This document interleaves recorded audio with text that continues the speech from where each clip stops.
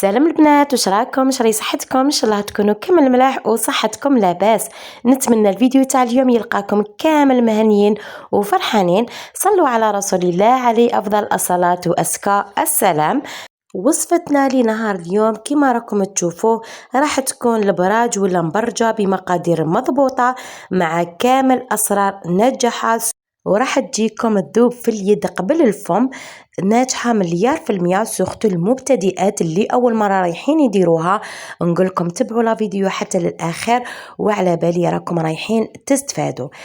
نقولوا بسم الله على بركة الله. جبت الجفنة نتاعي وجيت نكيل معاكم السميد. شوفوا البنات نوعية نتاع السميد ديروا واش تحبوا، اي نوعيه تفضلوها. انا استعملت مولا السميد المتوسط، لازم يكون السميد متوسط، ما هو رقيق ما هو خشين. والكيله يا البنات انتوما تتحكموا، تحبوا ديروا كونتيتي صغيره تحبوا ديروا كونتيتي كبيره، انتوما واش حبيتوا. تحبوا تكيلوا حتى بالكاس، المهم الكاس اللي تبداو به ولا الكيل اللي تبداو به تكملوا به.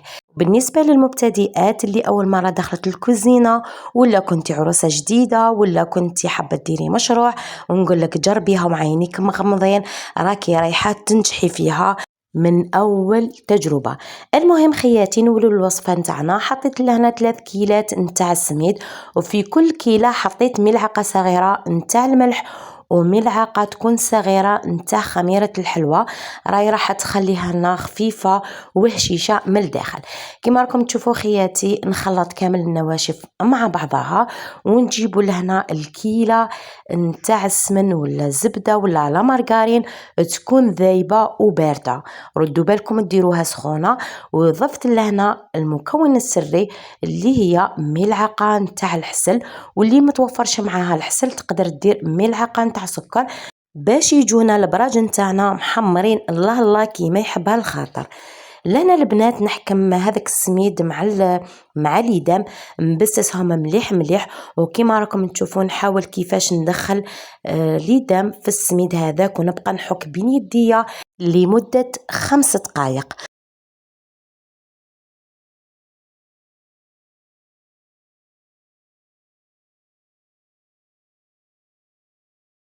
وهنا يا خياتي جبت الكيلة نتاع الحليب، كما تقدري ديري الكيلة نتاع الماء لك الاختيار. ضفت لها 3 ملاعق نتاع المزهر، ونبقى نشمخ في السميد ونفتل بالكم تعجنوا باش ما يجيكمش معجن من الداخل.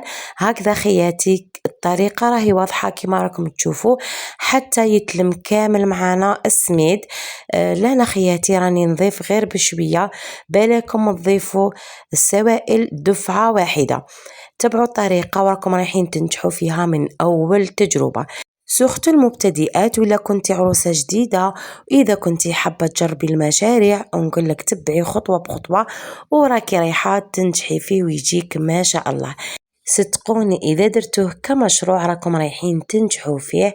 بداي بكونتيتي صغيرة وحطيه في مقهى ولا في سوبيرات وجربي وشوفي، إذا مشات معاك ضاعفي المقادير وكبري الكونتيتي.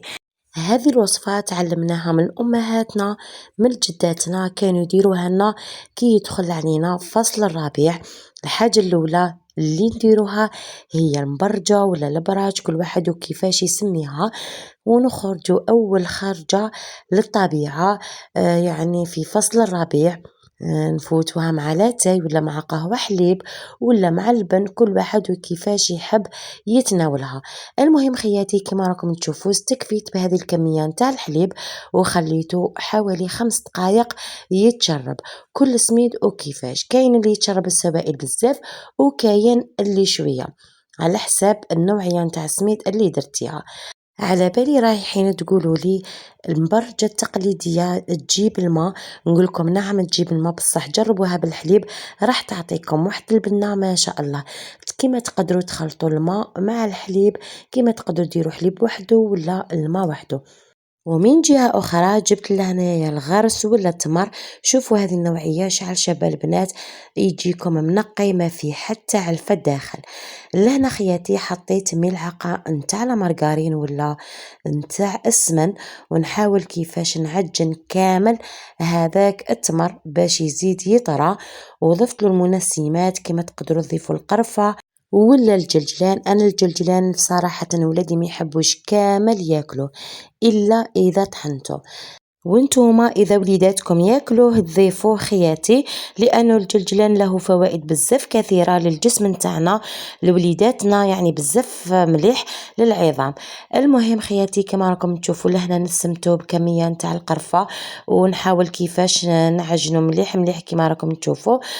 ولهنا ضفت كميه نتاع الزيت باش كي نروح نطرحو ما يلصقناش فوق البلون دو طرافاي. كما راكم تشوفوا خياتي الطريقه راهي سهله لحد الان. اذا وصلتوا معايا لهذه المرحله ما تنسوليش اللايك وتعليق شباب كيما نتوما، واللي اول مره دخلت عندي نقول لك ادعميني بهذاك الاشتراك وفعلي زر الجرس باش تزيدوا تحفزوني ونزيد نحط لكم. لهنا خياتي بعد ما جازت 5 دقائق كما شفتوا السميد نتاعي اتشرب، جبت هذيك الكميه نتاع الحليب اللي كانت متبقيه وحاولت كامل نرش على هذاك السميد، وكما راكم تشوفوا ديما نفتلو بالكم تعجنوا. الا هنا يا خياتي لم كامل هذاك السميد نتاعي يعني تلميه غير ثم لهنا كان خضالي كيلة نتاع الحليب، يعني كيلة نتاع السوائل. كما راكم تشوفون نحاول نلمو غير بشوية بهذه الطريقة، يعني مبرجة كيما مثقبة كيما المقروط عفوا، يعني كامل ما يتعجنوش هكذا باش ما يجوناش معجنين من الداخل. لهنا خياتي حاولت نقسم الى قسمين، الجهة اللي نحطوها من تحت تجي صغيرة على الجهة اللي نحطوها من الفوق باش نغلقو الحواف نتاعنا. لهنا خياتي لازم نستعينوا بكيس بلاستيكي ونفتحوا الكرة الاولى كما راكم تشوفوا. نحاولوا كيفاش نفتحوها غير بشويه، راكم تشوفوا يعني راهي طريه وراهي مبسه. ونجيبوا الغرس نتاعنا لهنا نفتحوه كيما فتحنا القسم الاول ولا لاباط الاولى. نحاولوا كيفاش نقلبوا عفوا هذاك الغرس على العجينه الاولى كيما راكم تشوفوا، يعني تحاولوا ما تكبروهاش كامل هكذا باش ما تغبنكمش. لهنا خياتي نعطيكم طريقه للمبتدئات كنت شفتها عند صديقتي اياد القلميه. شوفوا لهنايا نحطوا هذيك لاباط اللي نحطوها من الفوق، نحطوها هكاك بيها بالبلاستيك نتاعها ونبقاو نحوه بكل سهوله. لهنا يعني كاين بزاف مبتدئات كي يروحوا يقلبوا لاباط نتاعهم يا تتكسر لهم يا يفسد الشكل نتاعها، يعني هذه الطريقه بزاف هايله شفتها عند صديقتي وحبيت نجربها وجربتها وعجبتني. المهم خياتي لهنا نبقاو نفتحو في لاباط من الوسط حتى الاطراف باش يمشي معنا الغرس. لهنا فتحتها انا بيدي ومن بعد مع التالي حطيت من فوق الكيس بلاستيكي وعاودت فتحت بالحلال باش نحينا كامل الطراس نتاع الاصابع ويجينا السطح املس. لهنا انا جيت نقطع بالموس، وانتم اذا كان عندكم المول نتاع البراج استعملوه. انا حبيت نقطع بالموس وذوك تشوفوا الشكل اللي عطاني، يعني لهنا قطعت عينيه هي ميزاني. جبت لهنا الكوبات هذيك المدرجه كما راكم تشوفوا باه تعطيني هذاك الشكل الشباب. لهنا خياتي نتوما تتحكموا في السمك نتاع المبرجه نتاعكم، كاين اللي حبها رقيقه كاين اللي حبها متوسط كاين اللي حبها شويه خشينه، كل واحد وكيفه لكم الاختيار. انا المهم عطيتكم المقادير وعطيتكم الطريقه كيفاش تخدموها سورتو للمبتدئات. شوفوا لهنا خياتي جات ما شاء الله جا الشكل نتاعها يشهي بزاف هايل. لهنايا تقدروا تسقموا الحواف باه يجيكم كامل على سمك واحد. لهنايا حطيت الطاجين تاعي كما راكم تشوفوا، ولا تحطوا كريبيير ولا مقله تكون ثقيله ديروها على نار متوسطه ما هي قويه ما هي قليله بزاف، وخلوها تسخن مليح. وجيت نطيب معاكم البراج نتاعي، لازم النار تكون شويه ناقصه باش يطيبوا لكم مليح من الداخل. لهنا خياتي بقاو تعسوا فيهم وتقلبوا، ما تبقاوش اشك فوا تقلبوا لانه راهم بالسين ويتكسروا لكم.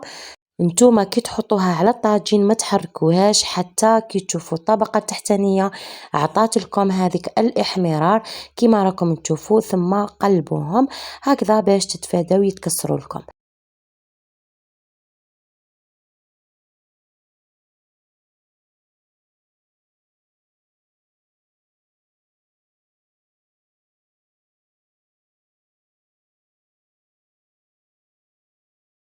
شوفوا البنات البراج نتاعنا كيفاش طابوا، بسم الله ما شاء الله.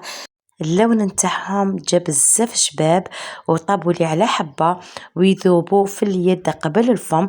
وصفة ناجحة مليار في المية. تقدري حبيبتي ديريها كمشروع كما سبقت قلت لكم، تقدروا ديروها لضيافكم لقهوة العصر، توجديها مع ترموس اتاي الله الله وتخرجي للطبيعة انت وليداتك. ما شاء الله البنات، الوصفة خبيها في عينيك. شوفوا خاصة للمبتدئات وديما نركز عليهم، جربوها وعينيكم مغمضين. لهنا خياتي جيت نقسم معاكم حبيبة. شوفوا لي هذيك الطراوة ما شاء الله خياتي، يعني جات طري، جات بسم الله ما شاء الله. نتمنى تجربوها وتردوا لي في التعليقات. المهم خياتي كنا لحقنا نهاية الفيديو، ما بقى لي نقول لكم اتهلاو في روحكم، اتهلاو في صحتكم، ونتلاقاو في فيديو جديد مع وصفة ولا تدبيرة جديدة.